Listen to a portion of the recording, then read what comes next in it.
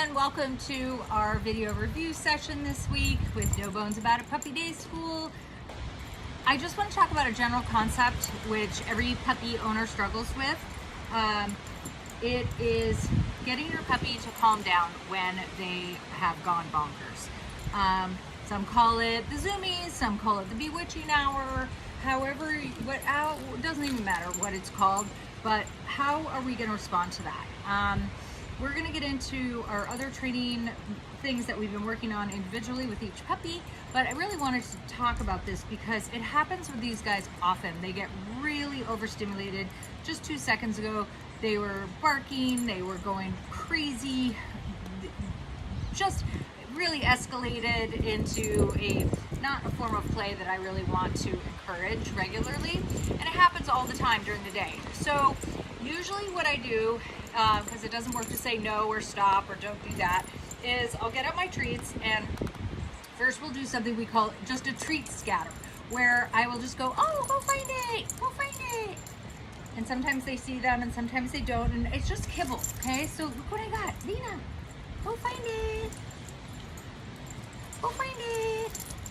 So I basically distract them from the behavior that I don't like, and it also gets their brain kind of engaged in sort of a natural behavior, which is foraging, looking for food. And once they do that, and I've separated them a little bit, then I can come in, and it's a little bit harder to do with 2 of them, but work on what we call the Zen Den, which is where we just try to get your puppy, hi, Lena, you want to come up here too? You want to come up here too? Here. Here we go. So I'm first just going to let him nibble on a couple little pieces of food in my hand, and I'm going to talk to them in really quiet voices. And then I might see if I can get them to lie down. And if they don't know down yet, that's okay. Here, I'm just trying to get them to put their little bodies on the ground while I give them some cookies. And the whole point of this is just to bring the energy level down. And you need to mimic that. Jazz is like, I really want to play this Zen Den game. The whole point of this is that you really want to just get your puppy to relax and change the wild behavior. I'm trying to see if I can get Lena to lie down here. She says, oh, there's not really enough room. There's plenty of room. You guys can snuggle. And then I can just toss some cookies down here so they stay down. Hey. It's unfortunate when they can't see them, that I'm putting them down in front.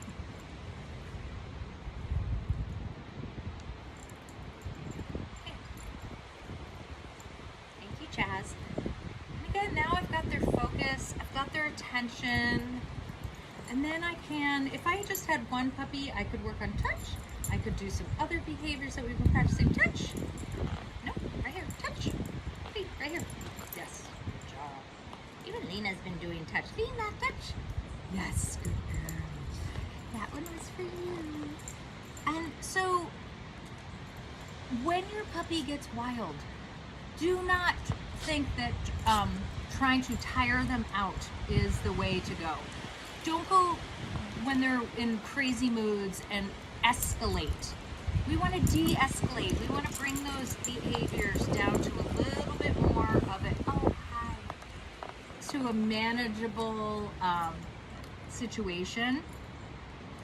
And part of dealing with a puppy is getting them to learn self-control, getting them to learn to calm down even when we don't want to. So it's really important that you guys practice this skill of Zen Den. Sometimes I'll just sit on the floor with their bowl of kibble, and I will just get them to relax. And then maybe I'll play with them like crazy for a second, and then get them to come back and relax. This is not when I'm in the mode of, here they go. This is not when I'm in the mode of trying to calm the dog, but when I'm practicing going from escalation to de-escalation. So, but when the puppy's already in that mode, we're not going to do anything to encourage that. Okay, so now let's get to our individual videos and see what skills we've been practicing this week. All right, hey, so we are here with Lena for week 1 of Puppy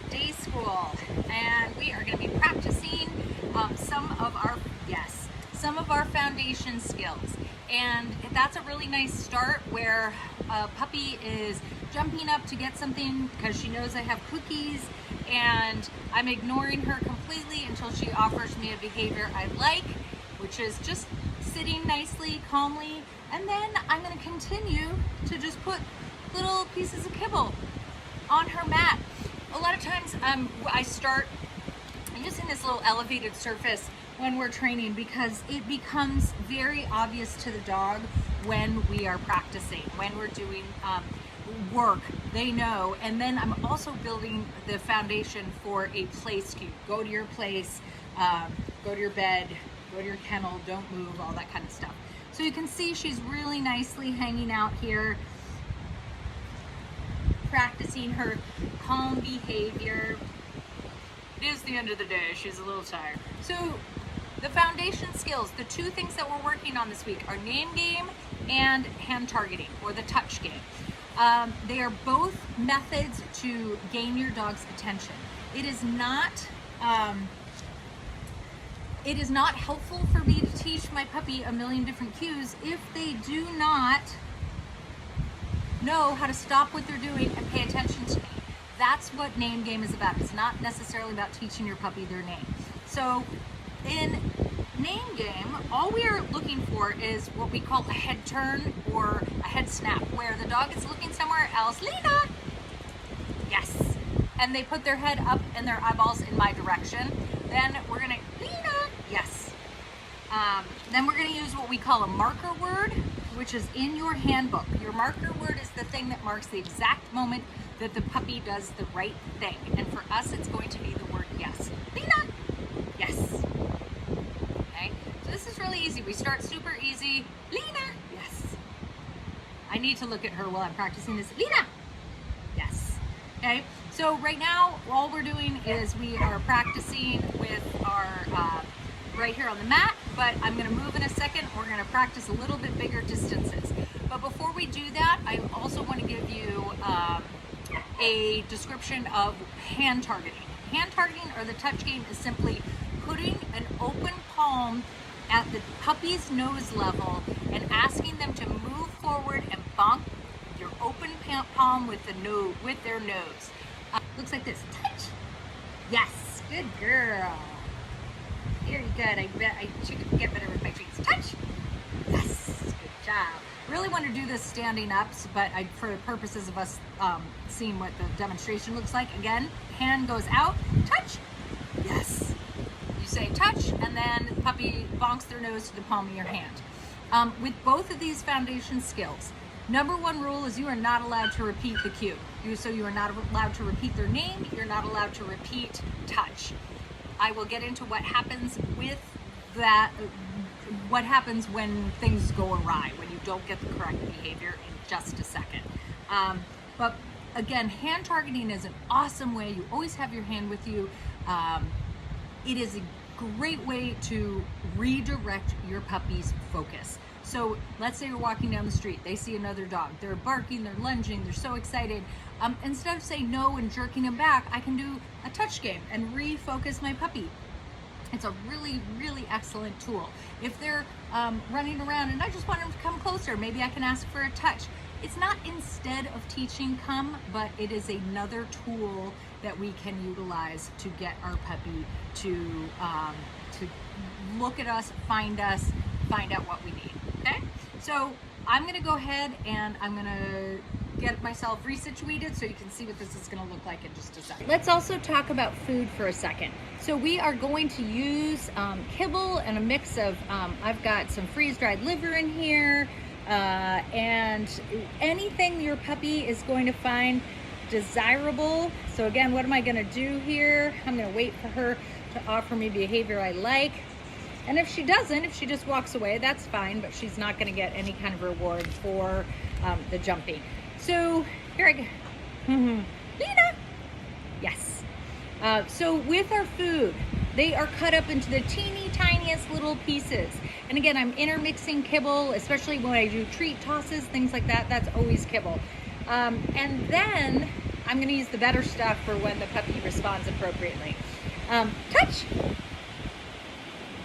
Okay, so if I put my hand out and ask for touch and I don't get it, I'm gonna put it away. I'm gonna try to make it easier.